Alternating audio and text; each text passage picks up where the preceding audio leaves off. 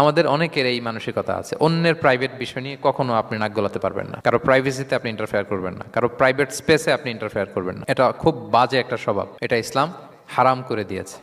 আমাদের অনেকের মধ্যে আছে খুঁটে খুঁটে, ভাই এটা কি ওইটা কি করছেন, সরকারি চাকরি না প্রাইভেট চাকরি, বেতন কত, বয়স কত, ওইটা কত ওইটা কত, হাবি যাবি, এটা তার ইটস নট হিজ বিজনেস। তারপর মানুষ খুঁচিয়ে খুঁচিয়ে নিঃসন্তান দম্পতি আমি দেখেছি, তাদেরকে পেলে অনেকে, ভাই কি সমস্যা, কয় বছর হইল, বাচ্চা নিচ্ছেন না কেন, কবে হবে, কার সমস্যা, আপনার সমস্যা না ভাবির সমস্যা, বেটা তোর কি সমস্যা ওইটা বল।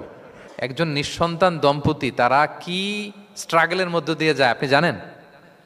এটা তার জন্য পরীক্ষা। ওই পরীক্ষার মধ্যে আপনি খুঁচিয়ে খুঁচিয়ে, মানে সে kind of he is a gynaecologist, treatment দিচ্ছে, ভাই কি হয়েছে এইটা ওইটা, তাদেরকে বিব্রত করে একটা পরিস্থিতিতে ফেলা, এম্বারাসিং একটা সিচুয়েশনে ফেলা, এটা হারাম।